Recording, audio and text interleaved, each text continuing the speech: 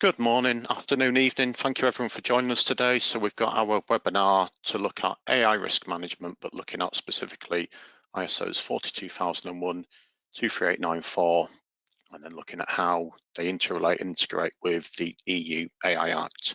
So to introduce myself, I'm Callum Wright. I'm the founder and lead consultant at Quantum Risk Solutions, and then my co-host.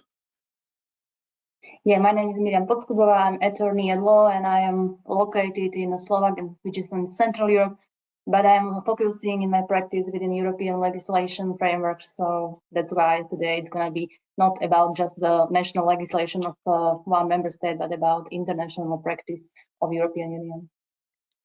And just before we get started, a big thank you to PCB for putting on this webinar today. And just to highlight, as you can see on the screen there, the conference is coming up in September and early October. If you can get in touch via the conferences at pcb.com email address, there are discount codes available for those two courses there. So the Certified Lead Operational Resilience Manager and the Certified Cyber Threat Analyst. So definitely recommend doing that if you're interested. And then let's move into the webinar. Okay, so I also were welcome from my side. I'm going to lead the initial part of the webinar, which is going to be given to the Artificial Intelligence Act, which is, I believe, everyone know about it. It's a regulation from the European Union. It is quite fresh, as we still do not have it published within the European official journal. It is still in this procedural form of enactment, of being enacted by the European Union. I believe that the situation is going to be that it is going to be published about on the 12th of July this year. So from this point, it's going to be also effective, this legislation throughout the European Union. And what is the agenda for today? It is going to be about this act to make it more closer to you and to explain how it works, because I'm getting a lot of questions, inquiries about the act. A lot of people is already discussing it, because we do have this act or proposal, how it should be looking. We have it for, I think, 2 or 3 years already. It was within the European committees of the European Union, and everybody was discussing how the final outcome is going to be.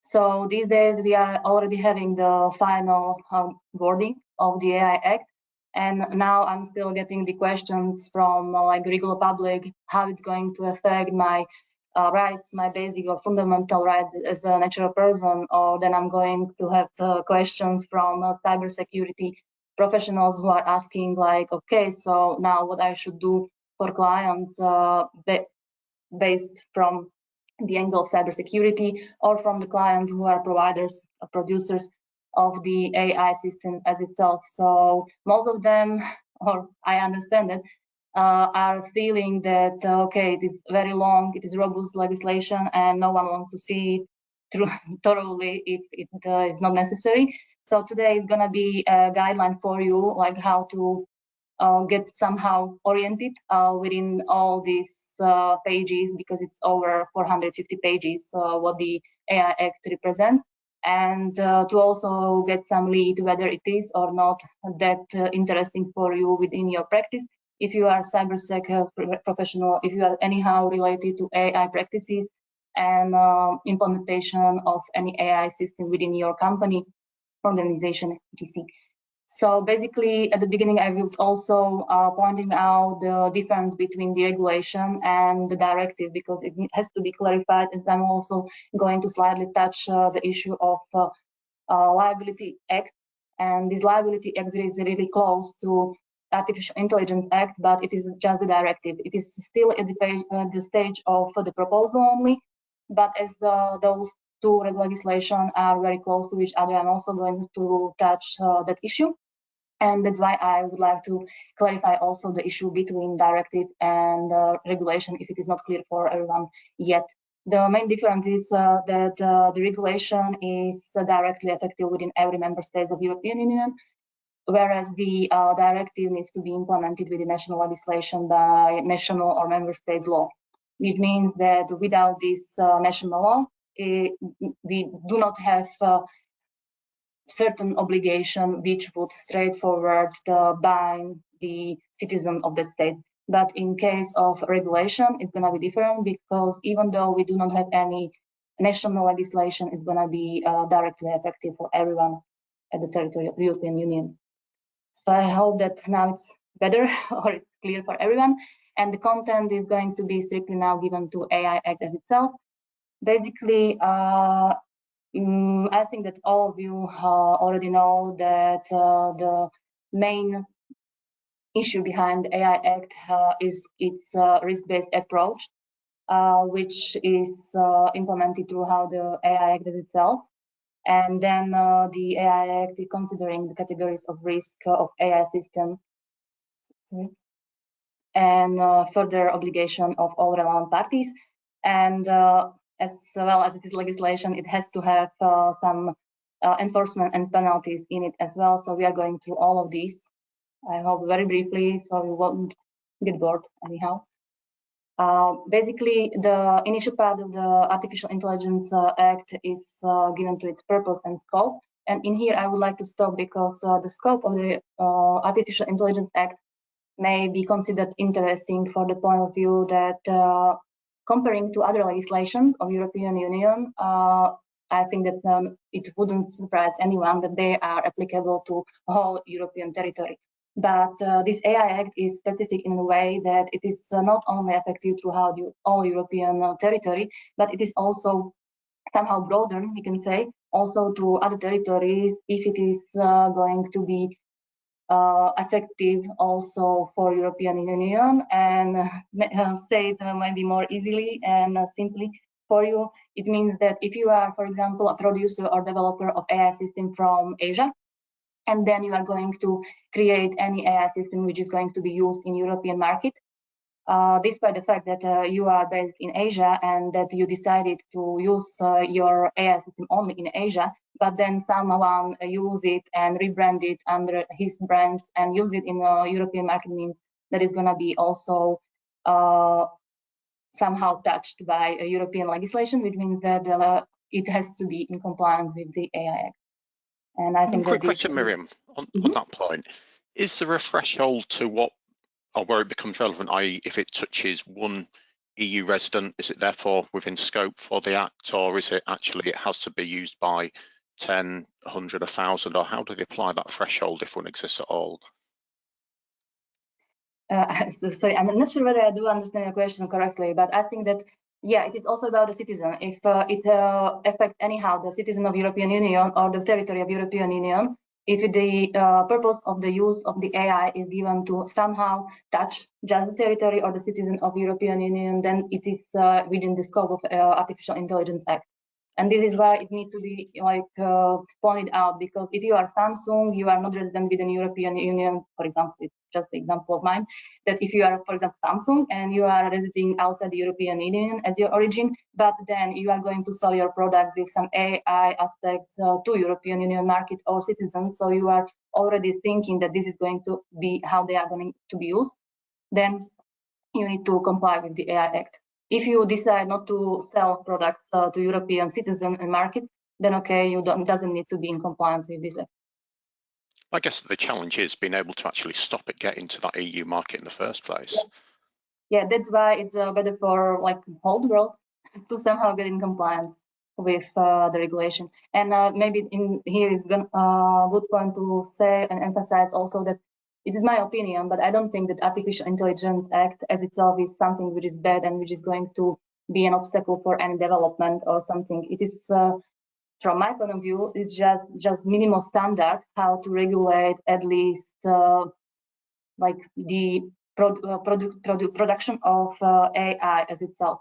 Because if we wouldn't have any regulation, then it's gonna be again medieval times where nobody knows what is okay, what is not okay, especially in the era of data protection, for example. If the developers of AI system is going to use any kind of data, then what is the what is going to be the consequence if any harm is caused to someone, and who is going to be liable for that?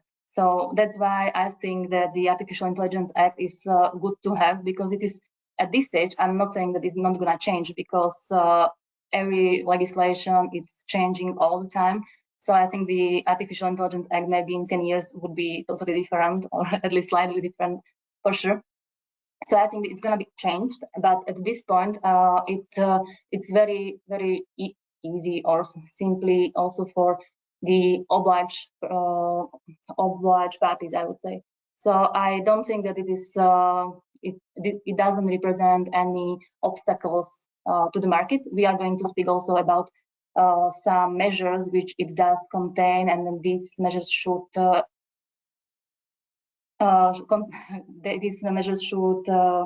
help actually to development, especially for smaller companies, because when you can imagine that if some regulation is giving a lot of obligation to certain producers, then small companies doesn't need to have all these fees and money to get compliance with this kind of robust regulation. But AI Act is also somehow dealing with this and giving specific attention to these smaller companies, but I'm going to get into it later. So now just the scope. If we do not have any question about the scope, I will follow to another slide. It is about the definitions, and I'm not going through all the definition of the words which I mentioned in here. It is just because I'm not sure whether we do have in the audience any cybersecurity or auditors or other professionals who would be definitely already aware about these terms, like what does it mean risk, what does it mean personal data if you are a data specialist, and what does it mean serious incident and etc. But the reason why I do have these words in here, it's because Artificial Intelligence Act do have these words as well, and it does have it defined in a specific way. So it is just to remind you that you need to look into these definitions closely, and just don't be bothered that, okay, I know what it does mean. It is a little bit different defined within the AI Act. So this is just to emphasize that these words may have different definitions as you are used to from before, and also there are some new words as AI literacy, for example, or reasonable, foreseeable misuse, etc. You will definitely find everything back when you will be going through our record of this webinar. And also, I do have some further notes for you in this presentation. So once the PCB is going to share these backgrounds from the webinar, you can have it in there and can come back to it if you want to. So this is just to overview of the definition which are interesting from my point of view. And as I already mentioned, that the basic approach of the AI Act is differentiate AI system within the two essential elements. It is the prohibited AI systems, it's a high-risk AI system and minimal risk. So it is a risk-based approach, which means that based on what level of risk this AI system represent to markets, to people, based on that, they are differentiated into these three categories. And some of them are prohibited because in these cases, they represent a very intense interaction with fundamental rights and private life of citizens, for example. High-risk AI systems are something which is allowed, it is permitted, but it needs to be in compliance with the AI Act and its requirements. And then minimal risk AI system, they are basically okay, and you can use them, you can develop and be totally okay with if someone is using AI system like with minimal risk, if he already is compliant with AI Act. So maybe just provide you with a brief introduction to prohibited AI practices and why they are prohibited. It is because, as I told you, it is because of the because of the negative effect they might have into fundamental rights. And here are some examples of what it can mean. It is not, for example, social scoring for negative or adverse treatment unrelated to context. They have been generated or unjustified, disproportionate to their behavior, which means that it is not the social scoring as itself which would be from the beginning prohibited, but it is social scoring which is negative, etc. as I told. So we need to assess critically every time whether it is prohibited or not, or it can be used under certain conditions. So, for example, another point from this table, from this chart, there is emotion recognition in the workplace and education institution. That kind of artificial intelligence system should be prohibited from the beginning, but again, it doesn't need to if it is not used in a workplace, for example, in a bad way. If you are going to use it to evaluate somehow the safety reason, for example, then it's going to be okay. And a really nice example, as I'm having it in there, is pilot, for example, and we can use AI assistant to monitor his tiredness. If we are using it for the safety reason, as always, you would say that safety first, then it's okay, because basically we are protecting a higher interest, which is the life in here. Also, further example would be individual predictive policing or under-targeting scraping of internet or CCTV for facial images to build up or expand databases. Other than prohibited practices is high-risk AI system. High-risk AI system is strictly defined within the AI Act, and I provided you with all the definition in here.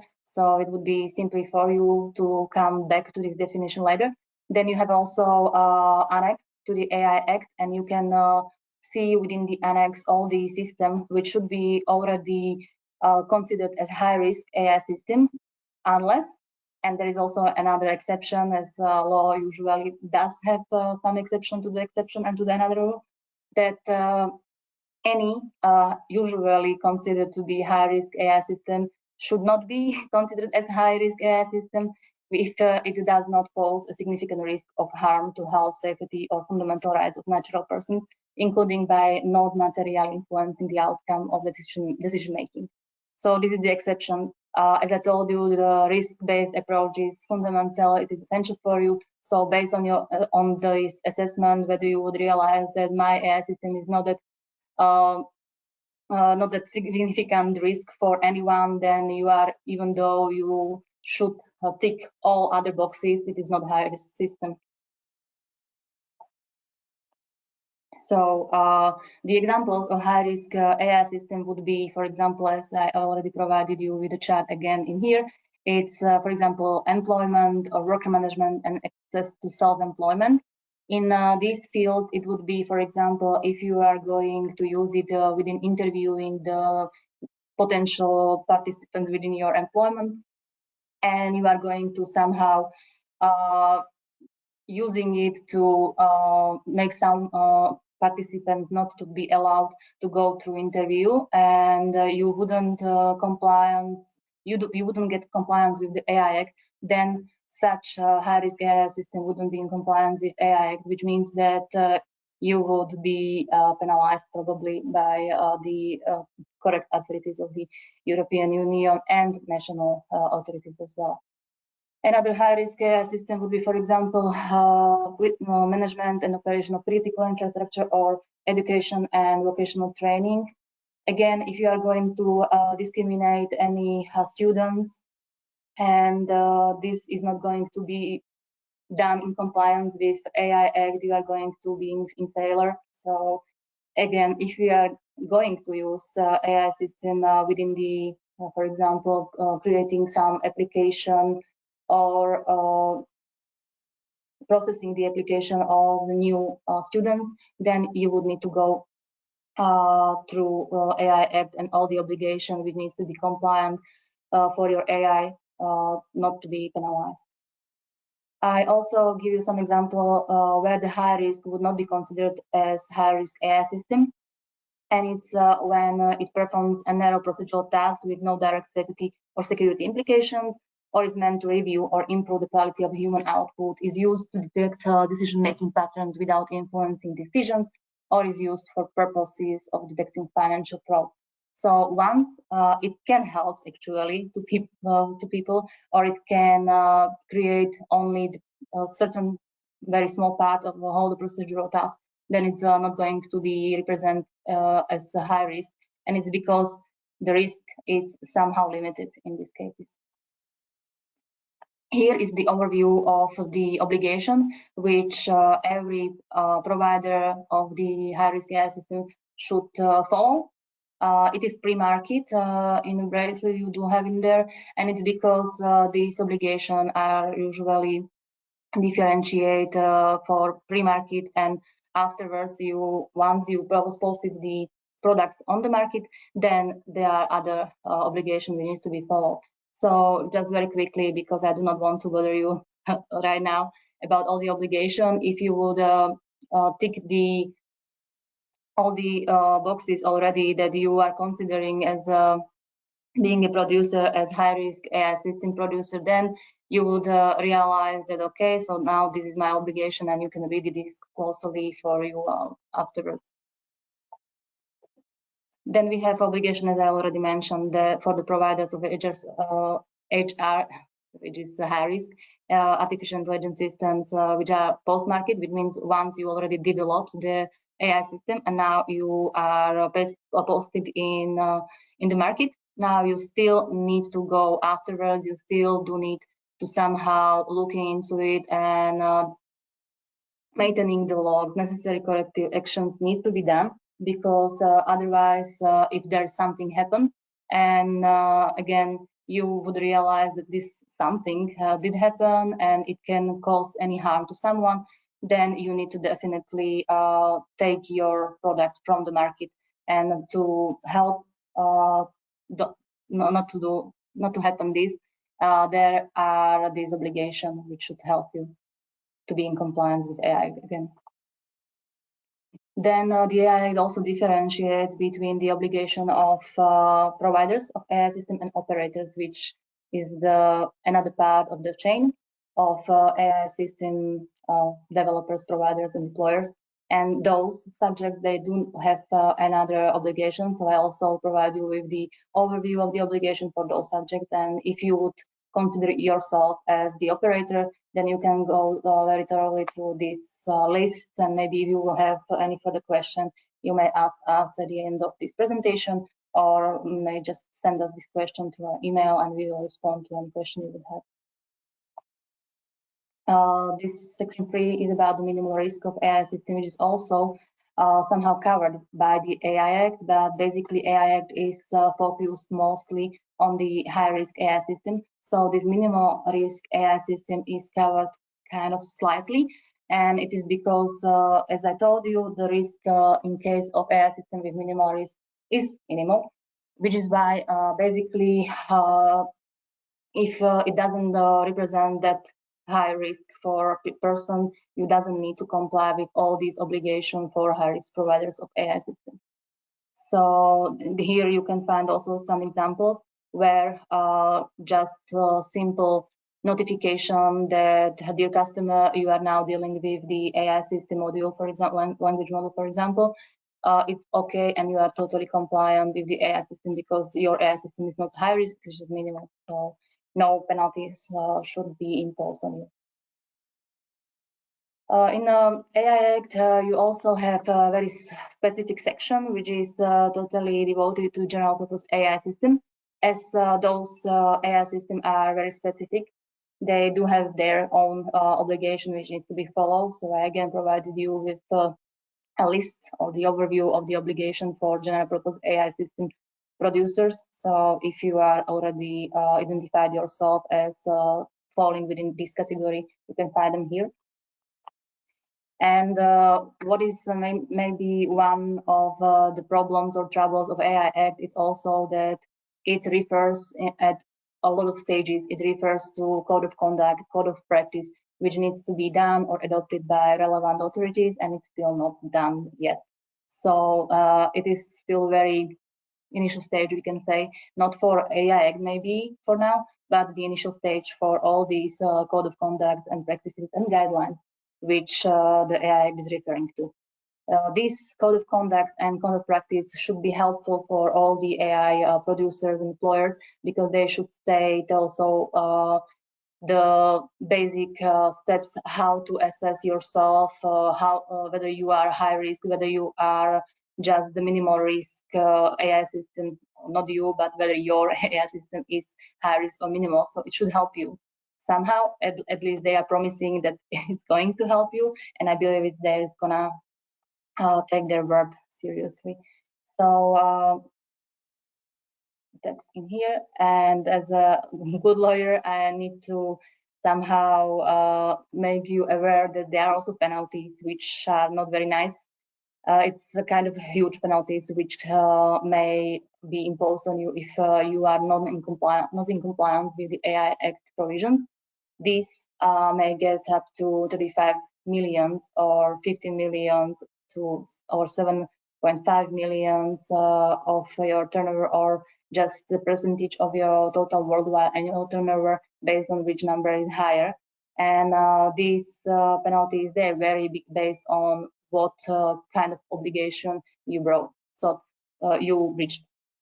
So it also depends on the subject, on the market, who is the one who already broke the law. For example, if you are a small company, then the number of the final fine for you is going to be much more smaller than the fine which the right authority would impose, for example, on Google or some big or huge company who would breach the law.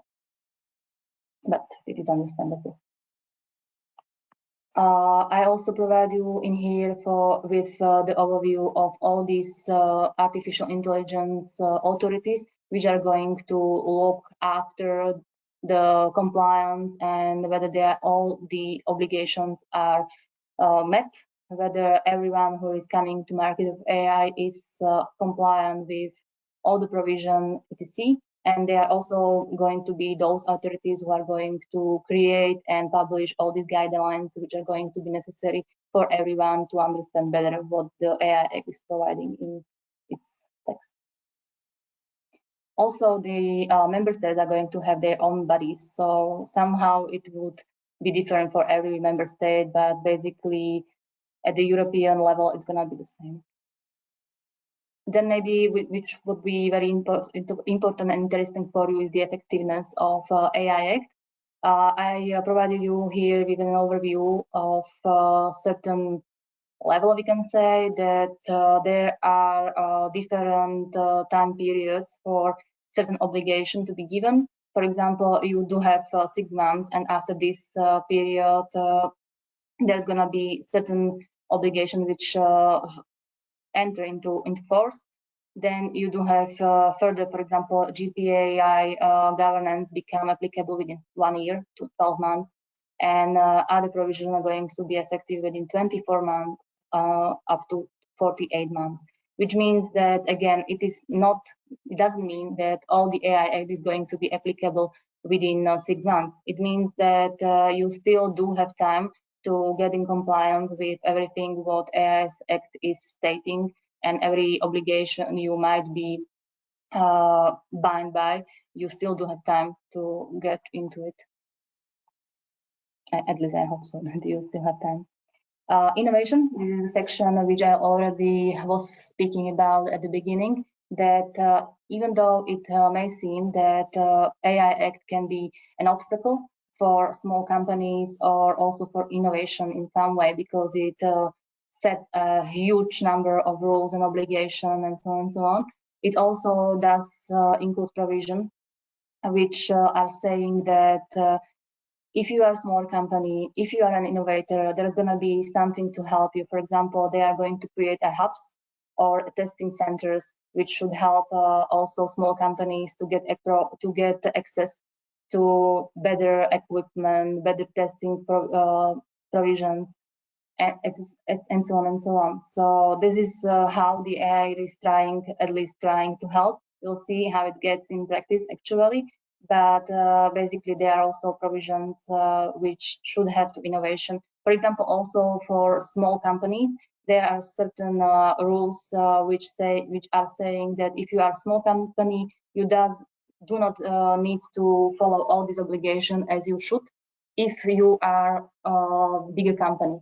It means that, again, if you are a small company, you probably doesn't have that a huge reach to the market as the big company that would have, which is why your product would probably represent smaller risk, and that's why you don't need to comply all the obligation as the bigger company.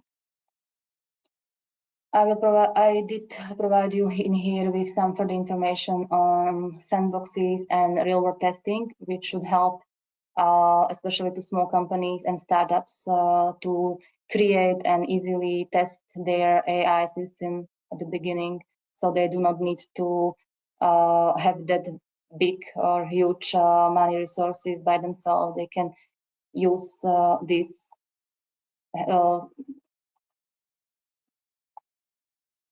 sandboxes that I already told you. So in here, here are also set further information about how to help startups, how to help smaller companies and enterprises to be also in compliance with AI Act and also to develop their AI system.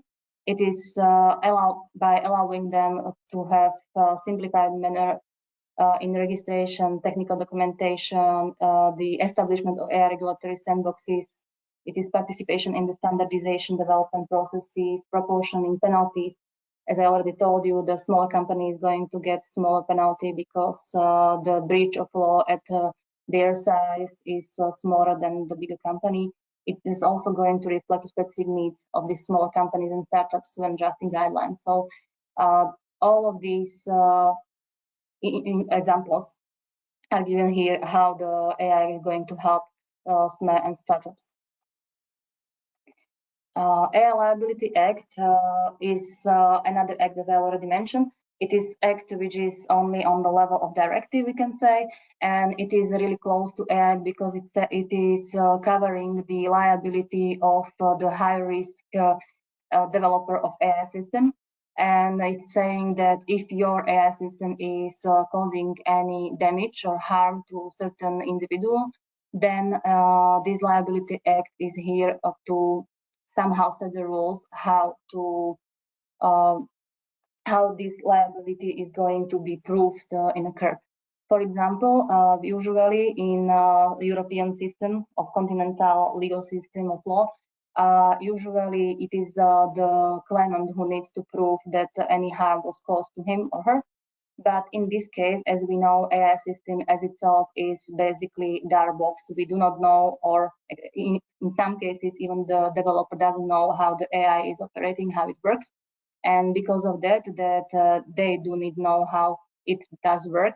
Then it's why it would be very difficult for the claimant to prove that this AI caused this damage to me, and this is how it happened. So AI Liability Act is in here to help this person who suffered any harm at one stage to somehow collect all the evidence which is necessary.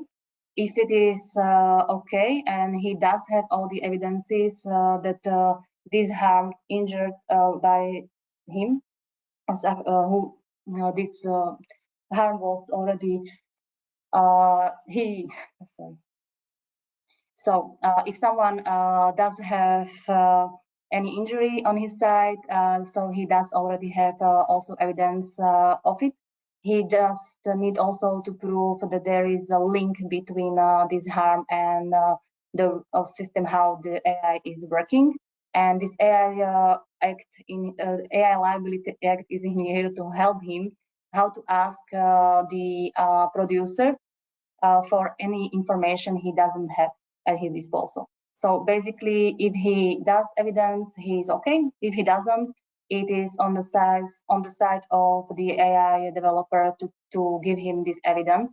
And if he doesn't cooperate with him, doesn't give him this evidence, then there is a reputable presumption of non-compliance with the AI Act, and another reputable presumption of a casual link in the case of fault, which means that it is really recommended to developer of AI system to also provide evidence what they have or may have at their disposal, because otherwise they are risking that they are going to be liable for the damage the claimant is asking for.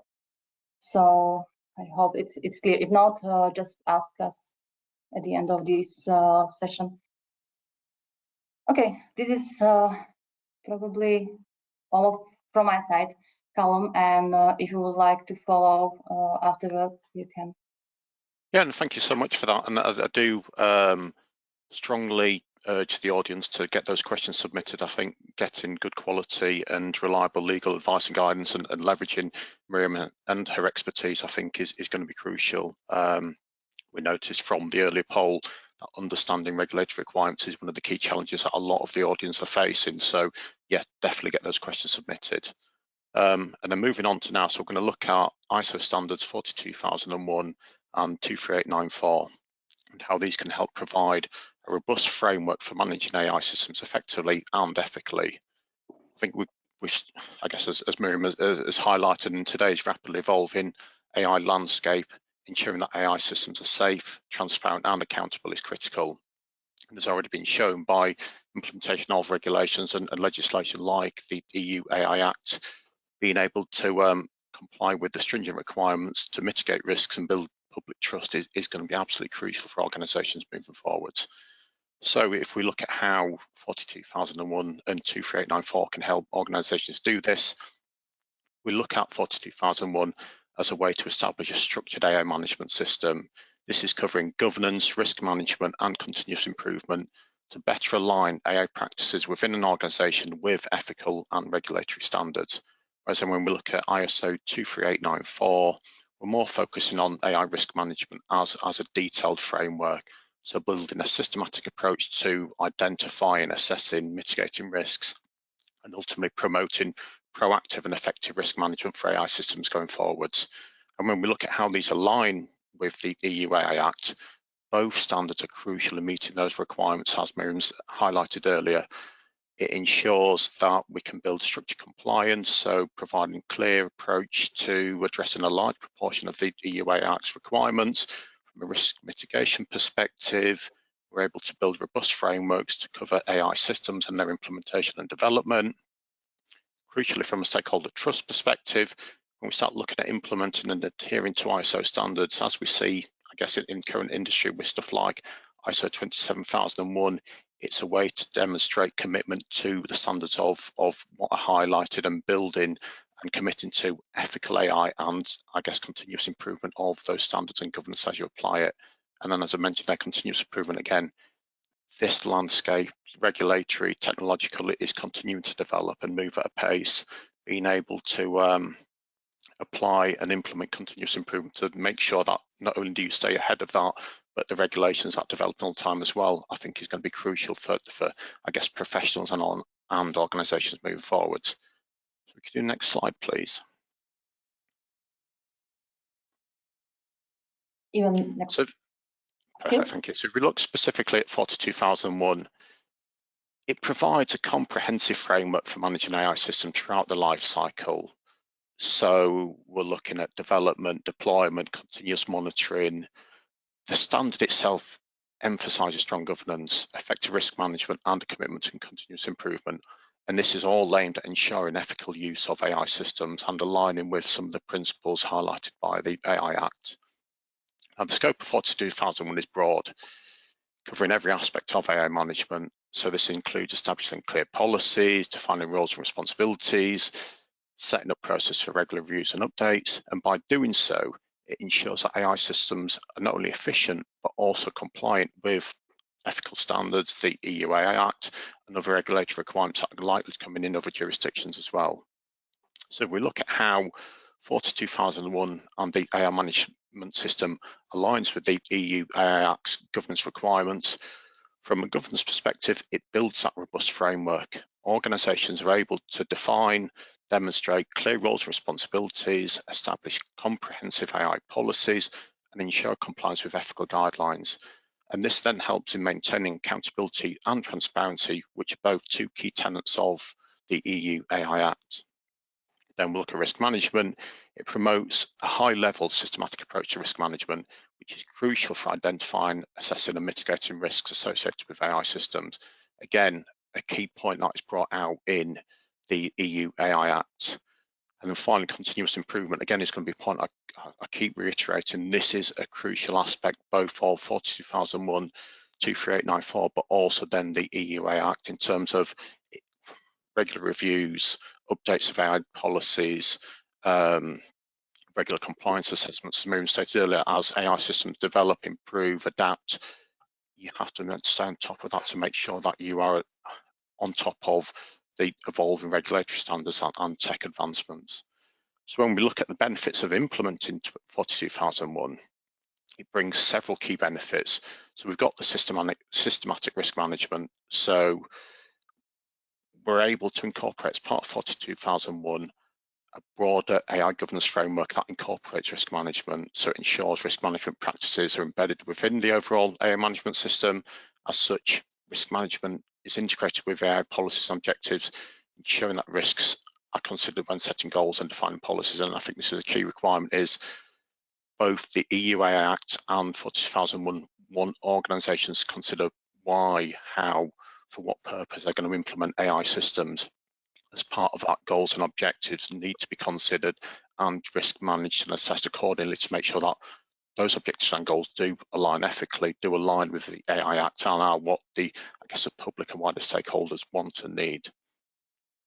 As mentioned, then we got increased stakeholder confidence. So compliance with 42001 significantly enhances stakeholder confidence. Again, we see with other ISO standards like 27001, 27701, where customers, partners, and regulators can trust that the organisation is committed to ethical practice and regulatory compliance. It's got robust AI governance processes and principles in place to achieve that 42001 certification. It has a robust governance framework in place. And then finally, a clear ethical framework. So 42001 provides a clear ethical framework for AI development and deployment. By aligning your AI practices with the standard, organisations can ensure that AI systems are developed and operated within established ethical guidelines. And these are then going to be particular and relevant to individual organisations. There isn't a one-size-fits-all where it's just generic across all. These are going to be specific to your organisation, to the industry you work within, and the risks and threats that are posed from implementing such systems. When we look at, guidance for achieving compliance with 42001, I think there are several kind of key areas that I think are going to be particularly pertinent when doing this. So establishing AI governance policies. So you're going to have to develop comprehensive AI governance policies that define your organisation's ethical principles, roles, and responsibilities, ensuring that those policies then align with 42001 and the EU AI Act. For anyone who hasn't had a look at the 42001 standard, something I'd definitely recommend, have a further look then at Annex A and B, particularly the section 2, where it gives some clear kind of guidelines and useful principles and specifics to consider when you're looking at applying some of these controls. So for example, of policies, it's going to give you clear kind of requirements in terms of what those policies need to include, what those areas need to cover off against, and what you should be considering. And it's not necessarily saying that everything is absolutely required. As with Annex A, there are opportunities to say, well, we're going to take a different approach, but it's definitely as a starting point, you've got areas that you absolutely must be considering. Next is then conducting regular risk assessments. So you need to implement a systematic process for regular risk assessments. This helps you then identify risks associated with AI systems. And as we see, particularly from a security perspective, where we can, the whole kind of shift left mentality, the earlier we can identify these risks, the earlier we can then start to develop mitigation strategies, the earlier we can address them, the less cost, the less time, the less resource required to do so. And it's definitely something that then feeds into that continuous improvement where you keep doing so. And the more proactive you are in terms of doing that kind of risk assessment, the easier it becomes, the quicker it becomes, the more effective it becomes. And I think finally then is engaging stakeholders. We see with regulations requirements like the GDPR, where there is a key importance on transparency, being clear in terms of how you operate as an organisation, and stuff like 42001 build on that further, as does the EUA Act. So you need to communicate a commitment to ethical AI practices and that regulatory compliance to stakeholders, and stakeholders are from the public, your consumers, your clients, the national bodies. They're all considered and they all have a view on how development of a particular AI system will affect them as a stakeholder. And therefore, to be transparent in that communication means that you're able to kind of factor in their concerns, build it into the risk assessment process, and again, better able to deploy mitigations to address any concerns that are identified. So if we can just, Miriam, can we just go back a couple of slides, please? So we can go back to the slide that has the key components of 42001. Yeah. There we go. Yeah, so if we look here now, so let's look at the key components of ISO 42001, each of which is going to play a crucial role in achieving compliance with the EU AI Act.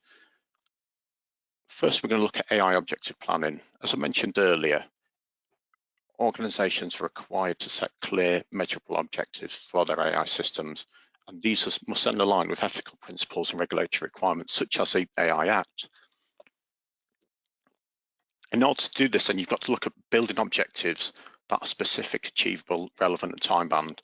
Principally using the SMART principles that we know we should be using for goal setting and objective setting, but ensuring they're then utilised to guide AI practices towards compliance and ethical use. The benefit doing this is then it helps your organisation define and pursue specific goals that ensure, one, ongoing compliance with the AI Act, two, promoting a culture of ethical and responsible AI use, but three, most importantly for your businesses and organizations, it ensures you are getting the value out of those developed or implemented or purchased AI systems, rather than it just being the new and shiny, let's get this because it looks good, or we've seen some great advertising. AI objective planning forces you to truly consider why you're going to do something, what the risks are, what your stakeholders are, and ultimately you have then a defined and definitive decision as to why you're going to do it, rather than it being somewhat ambiguous as to why you're doing so, apart from it looks shiny and cool. Number two, then let's look at AI policy formulation. So as I mentioned earlier, 42001 requires a comprehensive set of AI policies. As part of this, you're going to define your ethical principles, you're going to define your responsibilities and practices for AI development and deployment. As part of this, and it's going to require clearly delineated roles and responsibilities. It's going to require high-level stakeholder kind of backing and support, i.e. at C-level, board level, to kind of support this implementation. And this then helps you ensure that accountability and oversight for AI governance. And the benefit then is it helps you establish a robust governance structure.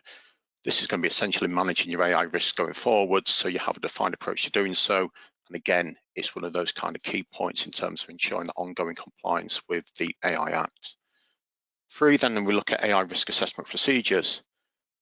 So providing a framework for conducting systematic, repeatable risk assessments, it helps your organizations identify potential risks throughout the AI lifecycle. So from development to implementation to BAU running of it to end of lifecycle closing down. That systematic risk assessment approach means you've got a structured plan for doing those risk assessments throughout the entire life cycle, ensuring there's a repeatability, ensures that there's a consistency to the results, it ensures that the transparency, if you have to report anything to stakeholders, you've got a defined approach for doing so. Four, then we look at AI system impact assessments. And this is where we start looking and thinking about stakeholders and the impact of potentially developed, potentially purchased, potentially implemented AI systems and how it affects stakeholders. So we're looking at users, we're looking at society, we're looking at their environment, we're looking at all of those kind of stakeholders that the EU AI Act wants us to consider and wants to factor into our decisions as to why we're putting systems in place and how we're going to secure and maintain them.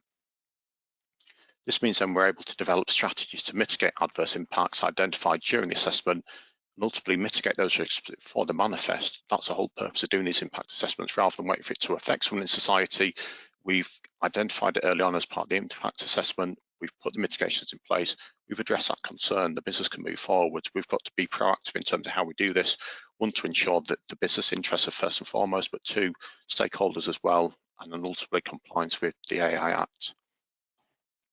Then we look at supporting that, so having a structured AI management system, again, as we see with stuff like 27001, where you've got your ISMS and how that helps kind of maintain information security as a whole kind of implementation of business. AI management systems in a structured way help an organization do that as well.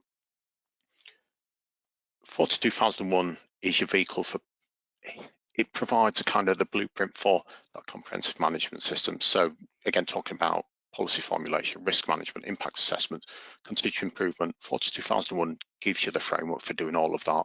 It's a repeatable structure that can be adapted to your organization and the industry you operate in, but the principles are there for that structured management system to support your AI systems.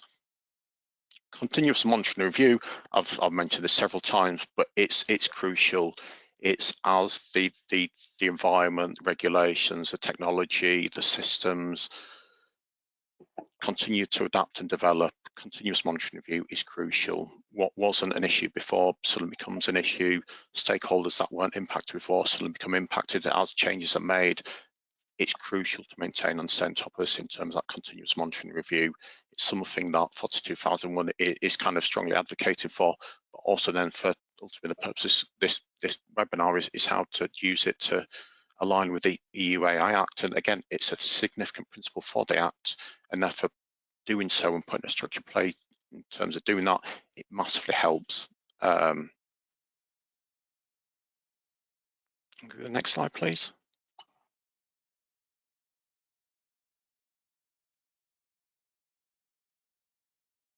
So that was a long wobbling talk about 42001. Next, we're going to look at ISO 23894. So whilst 42001 is somewhat high level in terms of how it addresses risk management, it's more focused around risk management as it's integrated into the AI management system. ISO 23894 it goes into detail on risk management. It's designed to enhance risk management practices and specifically focus on providing a detailed framework for managing risks associated specifically with AI systems. So when we look at 23894, it's crafted to help organizations manage what are the unique risks associated with AI systems. And in doing so, it offers a structured framework that ensures risks are systematically identified, assessed, and mitigated. As such, by implementing or leveraging ISO 23894 as a framework, it allows you and your organization to create a robust risk management process that is tailored specifically to AI technologies. And in doing so, then it helps you ensure that all potential risks are, as a touch wood, addressed comprehensively. When we look at how it provides a systematic approach to risk management, it does this by emphasizing a thorough and almost methodological approach to managing AI risks. This ensures that organizations are proactive in identifying potential risks, thorough in analysing their impact, and then implementing what are appropriate mitigation strategies. And through this proactive stance, it's essential for maintaining the safety and reliability of the AI systems you're implementing. And if we look at how this then supports the EU AI Act's risk assessment focus, as Miriam mentioned earlier, the AI Act places significant emphasis on risk assessment mitigation, particularly for those high-risk AI systems, as you mentioned. Through 23894, it aligns perfectly with those requirements by providing that comprehensive framework for risk management. When we look at the specifics, then we look at documenting risks. So ISO 23894 mandates detailed documentation for all risk management activities. This includes risk identification, analysis, evaluation, and treatment. And then such documentation is crucial, particularly if you need to demonstrate to stakeholders. It's crucial for demonstrating the compliance with the AI Act and ultimately ensuring absolute transparency in what you're doing and how you've done so. We're going to look at implementing controls. So 23894 gives you a guideline for establishing effective controls and mitigation strategies for managing those identified risks. As such, these controls can help in addressing specific risk management requirements of the EU AI Act and particular risk management controls required by AI systems. Again, as I mentioned earlier, ensuring transparency by having that thorough documentation and regular reporting of risk management activities, you have the transparency principle covered. It's essential for building that trust with stakeholders and regulators that not only are you doing the right thing, but you've got a structured, systematic process for getting there and how you do that on a repeatable basis. And then finally, tied into that is building accountability. 23894 promotes accountability by assigning clear roles and responsibilities to risk management tasks. There's no ambiguity here. There are defined individuals who are responsible for defined tasks, and those roles are clearly documented and articulated. And by doing this, it then ensures that all aspects of AI risk management are overseen by designated personnel, and that then ultimately enhances organisational accountability. And if we go to the next slide, please.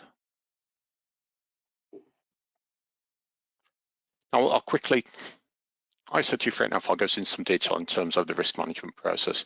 As we can see on the diagram, it is cyclical in nature, and I'll briefly go into each area without boring too much. So we look at identification. So as it's clear, this stage is crucial for recognising potential risk associated with AI systems. And through 23894, you've got a methodological process for identifying a wide range of tasks, and these will encompass everything, including operational, ethical, and societal risks. Again, a key point for the EU AI Act.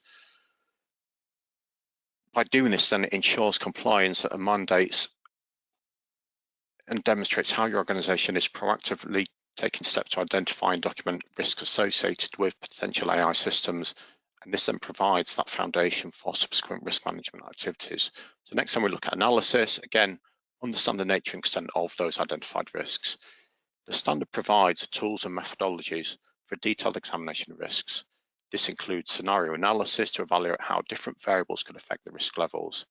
Again, from a compliance perspective, this supports informed decision-making by providing a clear understanding of risk factors, essential for meeting the EU AI Act's requirements for detailed risk assessments.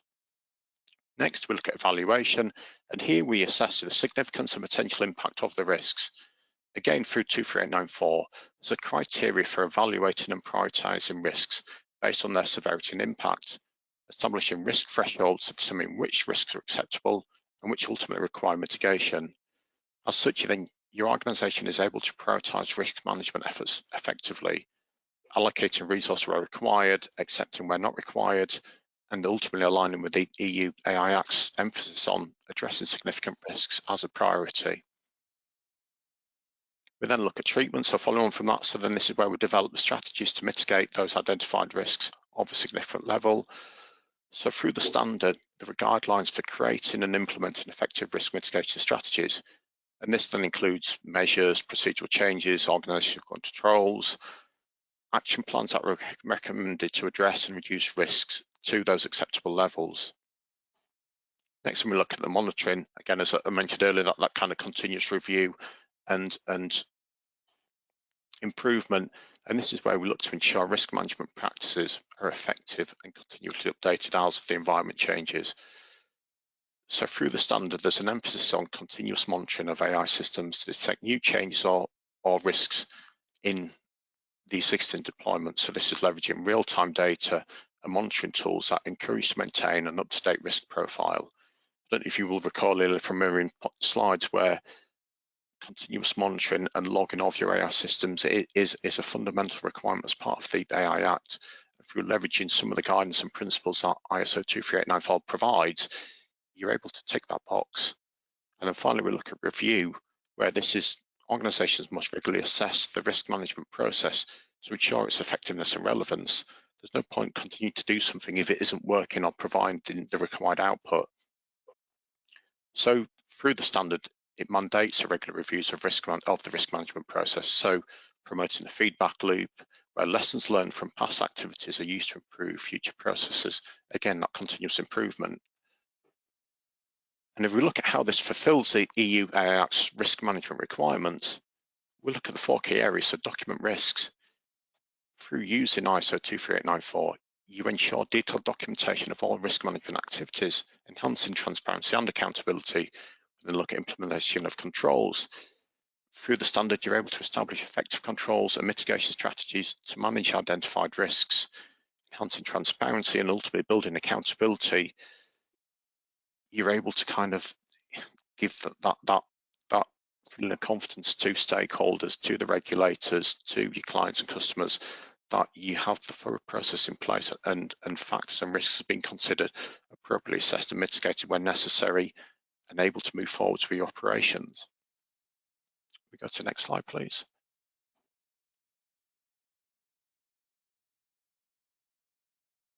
So we look at achieving compliance with the EU AI Act. It's not a one-time effort, but it's going to be an ongoing process. I think through leveraging standards like ISO 42001 and 23894, they're going to play a crucial role in sustaining compliance, particularly through the continuous improvement and regular review aspects. And if we look at some of I guess the key benefits of integrating 42001 and 23894 within your organization when considering AI compliance, it helps you kind of demonstrate that systematic compliance. The standards provide a structured way to help your organization systematically address the EU AI Act's requirements. You've got the proactive risk management, so the standards both emphasize proactive risk management. This ensures that potential risks are continuously identified, assessed and mitigated. And it's this proactive approach, which again is going to be essential for maintaining ongoing compliance with the AI Act. And we look at enhanced transparency and accountability through thorough documentation and regular reporting mandated by the standards. You're able to enhance transparency and accountability. Through this, then you start to foster trust and confidence with stakeholders and regulators. When we specifically look at the continuous improvement and regular review aspects, both 42001 and 23894 emphasise the importance of regular reporting and updating AI management and risk management practices. Through doing this then ensures that your organisation remains aligned with evolving regulatory requirements and ethical standards. As that kind of dynamic continues to shift, it keeps you on top of that.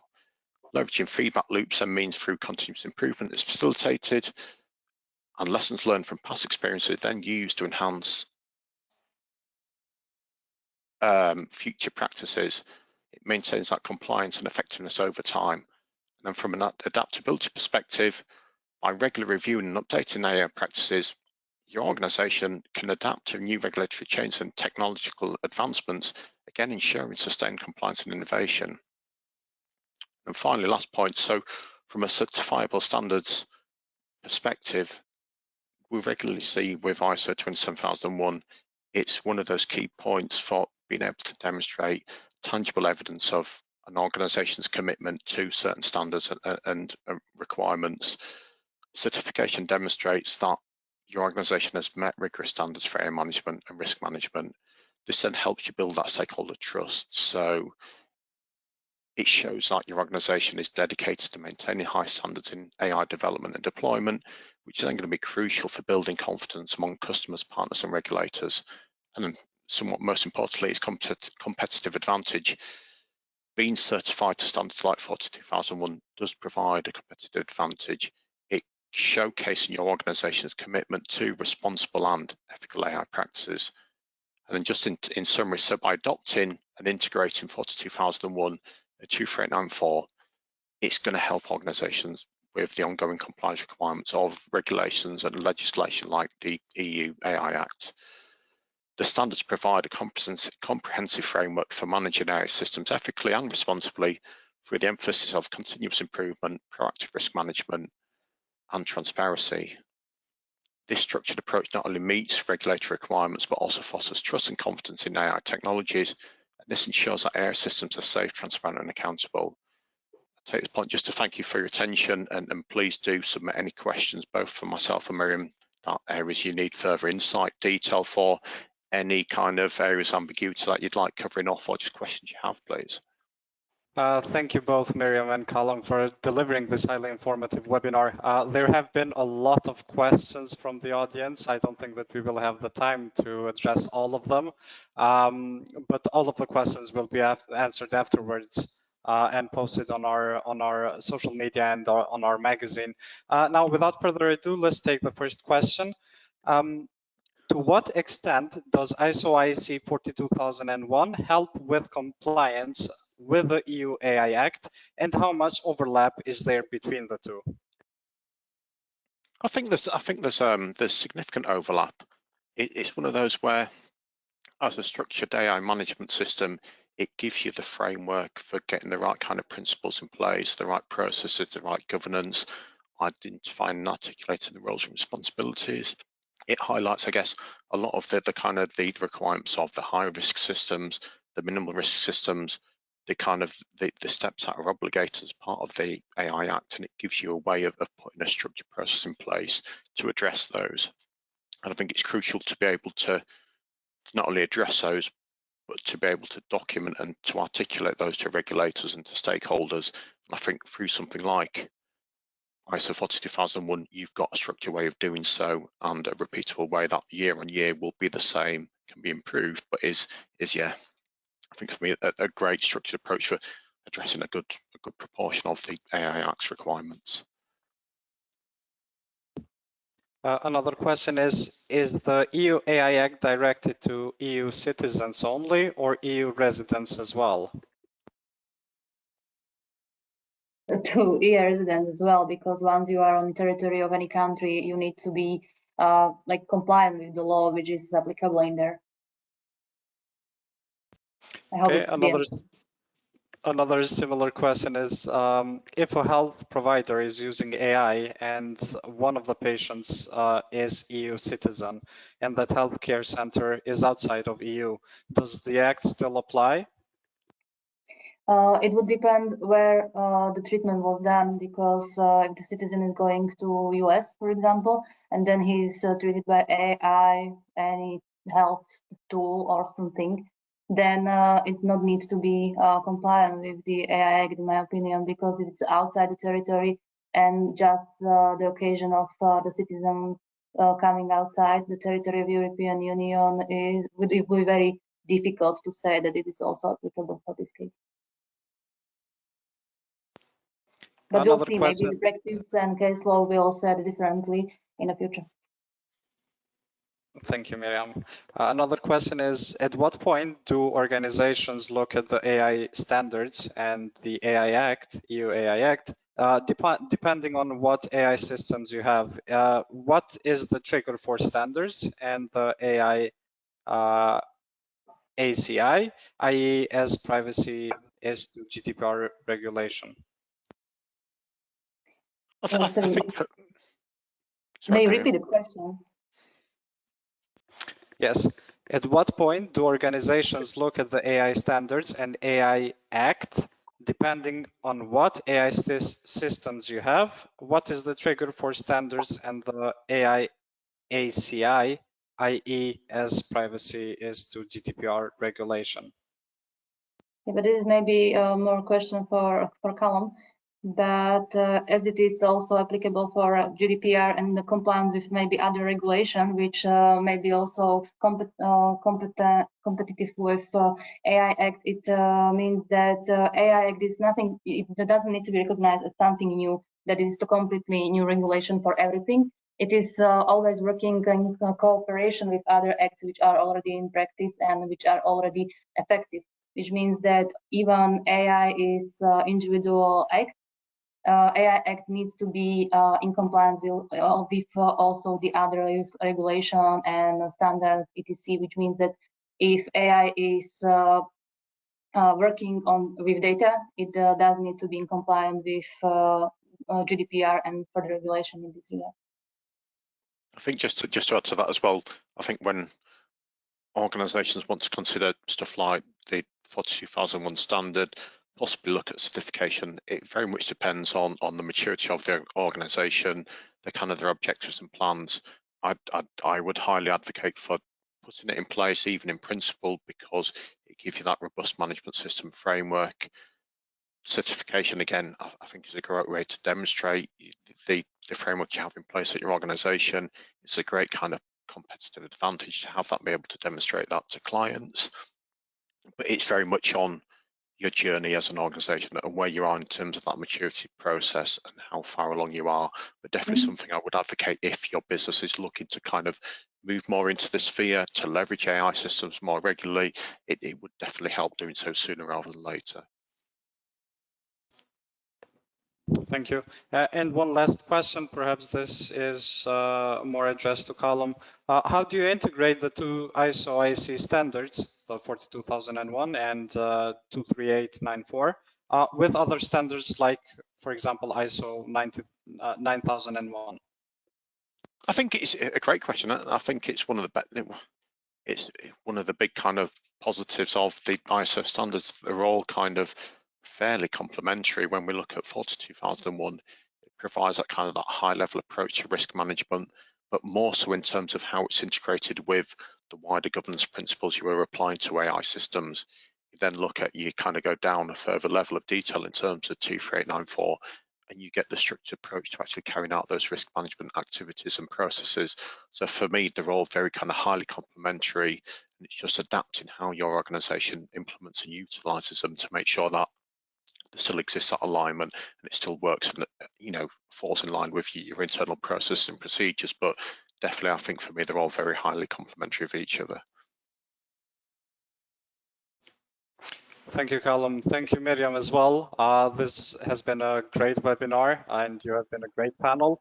Now, to the audience that keep sending us the questions, please be informed that we will address them afterwards, and we will inform you of the answers accordingly. Additionally, please be informed that this session is being recorded, and it will be posted on our website and YouTube channel, along with the slides of this presentation.